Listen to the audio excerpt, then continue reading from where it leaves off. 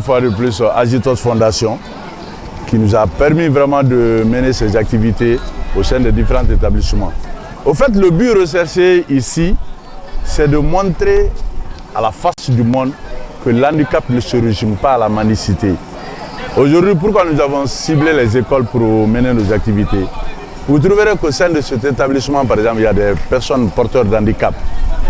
Ces personnes porteurs d'handicap peuvent avoir des difficultés aujourd'hui de se mouvoir au sein de cet établissement.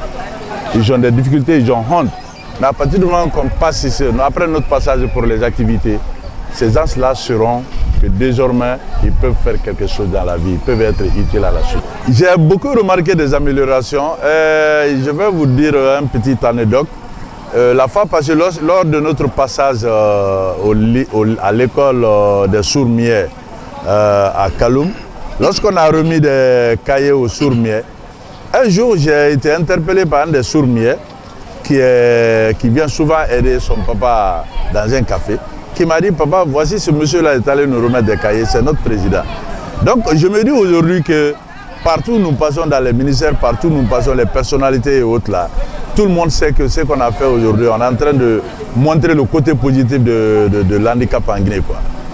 Et vous étiez en train de préparer, n'est-ce pas, les JO. Et aujourd'hui, on apprend que la Guinée ne sera pas partie. Qu'est-ce que vous pouvez dire par rapport à ça? Bon, c'est vraiment avec un cœur meurtri que je suis en train de m'adresser à vous aujourd'hui par rapport aux Jeux paralympiques de Brésil, Rio. Vous savez, en 2012, la Guinée n'a pas pu être à Rio, c'est-à-dire les handicapés sportifs. Et ça, c'était à Londres 2012. Bon, si on dit encore que cette année, c'est-à-dire le 2016, les porteurs d'handicap n'ont pas pu vraiment aller à Rio, ça va porter un coup sérieux à mes athlètes, au moral de mes athlètes. Mais on ne peut que s'en remettre au bon Dieu. Parce qu'aujourd'hui, nous sommes gérés par une autorité, c'est-à-dire sportive. Et on devait aller chercher la qualification en Tunisie au mois de février passé. Malheureusement, on n'a pas pu nous trouver des billets. Ensuite, il était question qu'on aille à ce mois de mai là au Maroc pour aller chercher la qualification.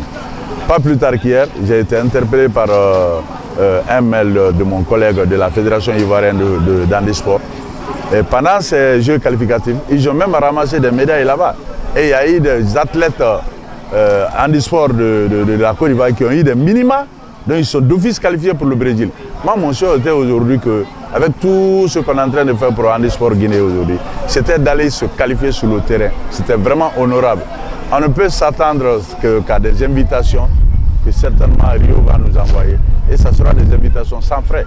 Et même si on reçoit des invitations là, il faut que le ministère mette la main dans la poche encore pour nous payer des billets et des frais pour qu'on puisse aller vraiment représenter la Guinée.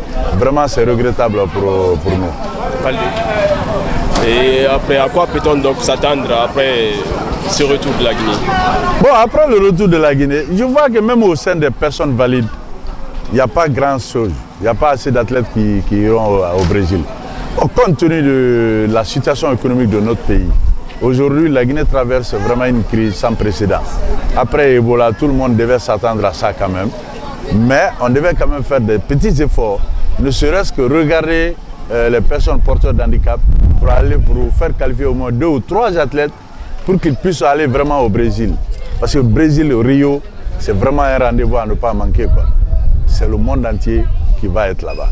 Ce n'est pas comme la Coupe du Monde, c'est plus grand que la Coupe. Cette fédération doit être aidée, doit être vraiment soutenue parce qu'on est en train de se battre aujourd'hui pour amener nos amis qui sont dans la rue, pour les amener à s'intéresser au sport. En pratiquant le sport, on a forcément la santé et ça va changer la vie.